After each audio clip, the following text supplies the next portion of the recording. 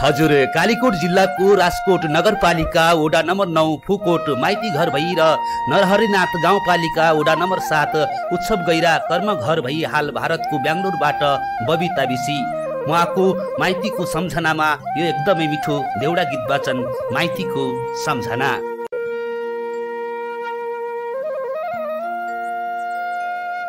सन्चै छौ कि आमा बुवा हाल खबर के छ?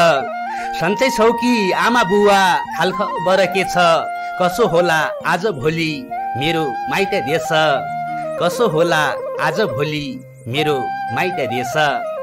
कठ दाजु भाउजू भदभदया दिदी अनि भाइ, दाजु भाउजू भदभदया दिदी अनि भाइ, सम्झना छ परदेशबाट परिवार सबैलाई, सम्झना छ परदेशबाट परिवार सबैलाई।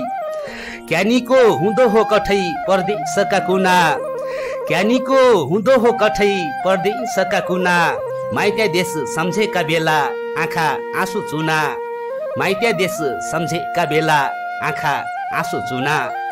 कठ आकाश टुनीका रुख काग बस्यो हाउराई, आकाश टुनीका रुख काग बस्यो हाउराई, कहाँ ढल्की है बालापन गया तिनकी सम्राई, कहाँ ढल्की है बालापन गया दिनकी सम्राई। न्याउली कोइली बास्ता हुन्न म जन्मेका थली, न्याउली कोइली बास्ता हुन्न म जन्मेका थली, झटक्क याद आयो भने सम्झना झलझली, झटक्क याद आयो भने सम्झना झलझली। कोही परदेश दुःख पाउनिन् कोही विदेश खाडी, कोही परदेश दुःख पाउनिन् कोही विदेश खाडी, चेलीले पराई घर कुर्नु जन्मभूमि छाडी, चेलीले पराई घर कुर्नु जन्मभूमि छाडी।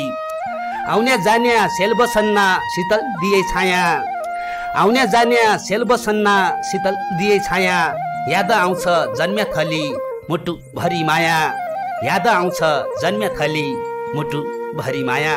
कठ हस्त धन्यवाद।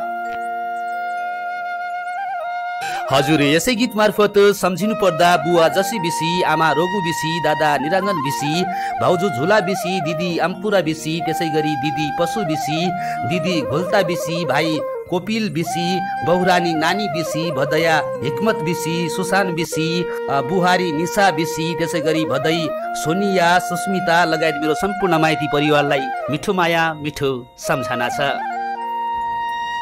यो गीतको शब्द सिर्जना बबिता बिसी, वाचक कान्छा लोकेन्द्र बम।